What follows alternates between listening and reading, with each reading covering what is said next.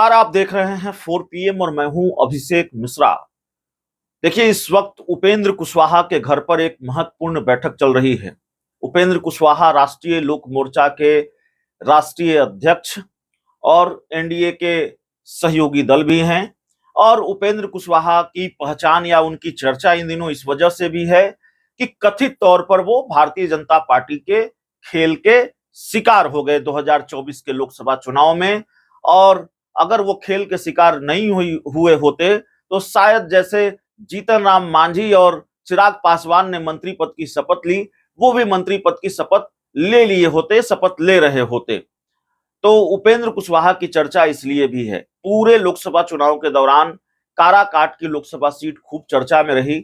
और इस वजह से चर्चा में रही, इस सवाल की वजह से चर्चा में रही कि क्या उपेंद्र कुशवाहा को निपटाने की कोशिश हो रही है, क्या उपेंद्र कुशवाहा के साथ बीजेपी ही कोई खेल कर रही है।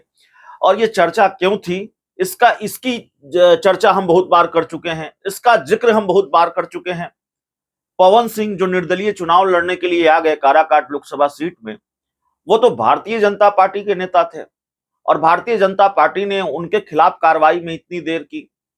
जब लानत मलामत फजीयत होने लगी, ये सवाल बार बार उठने लगे कि पवन सिंह के खिलाफ बीजेपी आखिर कार्रवाई क्यों नहीं कर रही है, जब एनडीए के सहयोगी दल के नेता के खिलाफ ही, एनडीए के खिलाफ ही पवन सिंह चुनाव लड़ रहे हैं काराकाट में। तो आखिरकार बीजेपी ने पवन सिंह को पार्टी से निष्कासित कर दिया। लेकिन इससे उपेंद्र कुशवाहा का संकट तो टला नहीं। उपेंद्र कुशवाहा न सिर्फ चुनाव हार गए, बल्कि उपेंद्र कुशवाहा तीसरे स्थान पर चले गए। अब काराकाट लोकसभा की सीट, जिसको कुशवाहा बहुल सीट माना जाता है, उस सीट पर एक ऐसे नेता का तीसरे स्थान पर चले जाना, जिसके बारे में यह माना जाता है कि वो कुशवाहा जाति के सबसे बड़े नेता हैं बिहार में, कुशवाहा वोटरों पर उनका बड़ा प्रभाव है, तो जाहिर तौर पर उपेंद्र कुशवाहा के लिए ये फजीयत की स्थिति थी। उपेंद्र कुशवाहा के लिए हार जीत से बड़ा झटका था। हार से बड़ी हार इसलिए भी थी क्योंकि वो न सिर्फ हारे बल्कि तीसरे नंबर पर चले गए। अब उपेंद्र कुशवाहा ने इस हार पर जब अपनी चुप्पी तोड़ी तो उन्होंने ये बयान दिया कि देखिए, पवन सिंह फैक्टर थे या फैक्टर बनाए गए, ये सबको पता है, ये सोशल मीडिया का दौर है और सब लोग सब जानते हैं, इसमें मुझे कुछ कहने की जरूरत नहीं है। जिसको राजनीति की बहुत सामान्य समझ भी होगी, वो बहुत आसानी से ये समझ जाएगा कि उपेंद्र कुशवाहा ने उन्होंने क्या कहने की कोशिश की, उपेंद्र कुशवाहा का इशारा किस तरफ था। उपेंद्र कुशवाहा ने भी माना अपने बयान में कि भारतीय जनता पार्टी की तरफ से कुछ तो खेल हुआ है। उनके बयान का लब्बो-लुआब यही था। भले ही खुलकर उन्होंने नहीं कहा, लेकिन उपेंद्र कुशवाहा ऐसे ही बात करने के लिए जाने जाते हैं, बहुत सधे अंदाज में अपनी बात रखते रहे हैं। तो उपेंद्र कुशवाहा ने चुप्पी तोड़ी, तो भारतीय जनता पार्टी की तरफ इशारा किया, लालू यादव को जन्मदिन की बधाई दी, तो उनको सामाजिक न्याय का महान योद्धा बता दिया। और फिर उपेंद्र कुशवाहा उससे पहले तक लालू यादव को जंगल राज का प्रतीक बताते थे, नीतीश कुमार के बारे में कहते थे कि वो जंगल राज वालों के साथ चले गए। तो लालू यादव को लेकर जो हृदय परिवर्तन हुआ उपेंद्र कुशवाहा का, उसको लेकर भी सवाल उठे। हालांकि आज उपेंद्र कुशवाहा अपनी पार्टी के नेताओं के साथ बैठक कर रहे हैं, इससे पहले वो दिल्ली में डटे रहे हैं, दिल्ली में जमे रहे हैं। और उपेंद्र कुशवाहा ने अभी उम्मीद नहीं छोड़ी है एनडीए से, उपेंद्र कुशवाहा ने अभी बीजेपी से उम्मीद नहीं छोड़ी है। उनकी आखिरी उम्मीद राज्यसभा बाकी है। हालांकि राज्यसभा के बाद विधान परिषद भी है, लेकिन उपेंद्र कुशवाहा की नजर राज्यसभा पर टिकी हुई है। उपेंद्र कुशवाहा अपनी हार का हर्जाना मुआवजा चाहते हैं और राज्यसभा पर उपेंद्र कुशवाहा की नजर है। दिल्ली में उपेंद्र कुशवाहा लगातार डेरा डाले रहे हैं। बीजेपी के राष्ट्रीय अध्यक्ष जेपी नड्डा से भी उनकी बात हुई है, मुलाकात हुई है। और ये खबर हमने ही आपको बताई है कि उपेंद्र कुशवाहा का राज्यसभा जाना तकरीबन तय है। लेकिन जब तक आखिरी फैसला न हो जाए, जब तक तस्वीर साफ न हो जाए, तब तक आप कुछ कह भी नहीं सकते। राजनीति में कब क्या हो जाए कुछ नहीं कहा जा सकता। ये क्रिकेट की तरह अनिश्चितताओं का खेल है। मौजूदा घटनाक्रम के आधार पर बातचीत होती है और मौजूदा हालात ऐसे हैं जिसमें यह माना जा रहा है कि उपेंद्र कुशवाहा को राज्यसभा भारतीय जनता पार्टी भेज सकती है। उपेंद्र कुशवाहा के लिए भारतीय जनता पार्टी ये कर सकती है, लेकिन नहीं किया भारतीय जनता पार्टी ने, तब क्या होगा।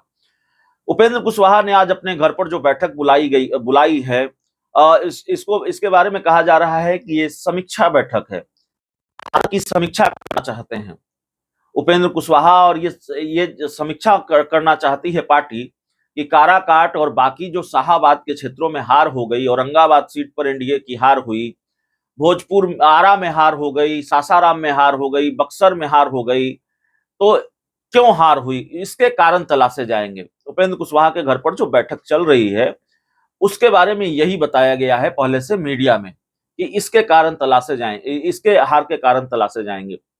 लेकिन कई बार बताया कुछ और जाता है, होता कुछ और है। अब देखना होगा कि इस बैठक के अंदर से क्या जानकारी निकलकर सामने आती है, इस बैठक के अंदर से क्या खबर निकलकर सामने आती है। इस बैठक में अगर कारण तलाशे जा रहे हैं तो क्या कारण निकलकर सामने आता है। क्या भारतीय जनता पार्टी के उस खेल के बारे में भी बात निकलकर सामने आती है जिसके बारे में कहा जाता है कि खेल हुआ है। क्या उपेंद्र कुशवाहा अपना प्लान बी तैयार कर रहे हैं। अभी तो एनडीए में हैं और कह भी रहे हैं कि एनडीए में रहेंगे, लेकिन राजनीति में कब कौन किसके साथ रहेगा इस बात की कोई गारंटी नहीं होती है। आगे विधानसभा का चुनाव है। उपेंद्र कुशवाहा की हार का हर्जाना, उनकी हार का मुआवजा अगर बीजेपी ने नहीं दिया तब, उनको राज्यसभा नहीं भेजा तब, भारतीय जनता पार्टी को लेकर पहले से नाराजगी है, एक क्षोभ, एक दुख मन में है। भारतीय जनता पार्टी ने निपटाया है, भारतीय जनता पार्टी ने खेल किया है, और ऊपर से उपेंद्र कुशवाहा जिस राज्यसभा सीट पर निगाह टिकाए बैठे हैं, जिस राज्यसभा की सीट पर नजर टिकाए बैठे हैं, वो भी उपेंद्र कुशवाहा के हाथ नहीं लगा। सदन जाने की दूसरी उम्मीद भी अगर टूट गई उपेंद्र कुशवाहा की, तो जाहिर है वो कोई बड़ा फैसला लेंगे। वो फैसले लेते रहे हैं और बहुत परहेज उनको लालू यादव से होगा, आरजेडी से होगा। मुझे नहीं लगता है, राजनीति में कोई अस्थाई दोस्त और दुश्मन नहीं होता, और उपेंद्र कुशवाहा जैसे नेताओं का तो बिल्कुल नहीं होता। उपेंद्र कुशवाहा ने कई बार पाला बदला है नीतीश कुमार की तरह, और सिर्फ नीतीश कुमार ही क्यों, बहुत सारे नेता पाला बदलते हैं। बिहार में कई नेताओं ने बार बार पाला बदला है, उपेंद्र कुशवाहा उन्हीं में से एक हैं। तो सवाल यही है कि बैठक समीक्षा के लिए बुलाई गई है, या फिर बैठक इसलिए भी बुलाई गई है चर्चा हो सके, पार्टी का प्लान बी क्या होगा, उपेंद्र कुशवाहा क्या दूसरी राह भी ले सकते हैं, उपेंद्र कुशवाहा क्या दूसरे खेमे में एंट्री मार सकते हैं। उपेंद्र कुशवाहा की आज की बैठक बहुत महत्वपूर्ण है, और सिर्फ ये बात पचती नहीं है कि समीक्षा के लिए बैठक बुलाई गई है और चुनावी हार के इतने दिनों के बाद हार की समीक्षा हो रही है। चुनावी हार के इतने दिनों के बाद उपेंद्र कुशवाहा पार्टी की बैठक कर रहे हैं। भारतीय जनता पार्टी ने तो बहुत पहले बैठक कर ली, चिराग पासवान ने भी बैठक की है। लोकसभा चुनाव में पार्टी का जो परफॉर्मेंस रहा है उनका तो अच्छा ही रहा है, 100 में 100 का स्ट्राइक रेट आया है। तो बैठकें तो पहले होती रही हैं। जेडीयू ने बुलाई है बैठक, तो वो राष्ट्रीय कार्यकारिणी की बैठक बुलाई है। तो उपेंद्र कुशवाहा चुनाव परिणाम आने के इतने दिनों के बाद समीक्षा क्यों कर रहे हैं। जाहिर है सवाल है, और सवाल यह भी है कि क्या उपेंद्र कुशवाहा अपना प्लान बी तैयार कर रहे हैं। बहुत बहुत धन्यवाद।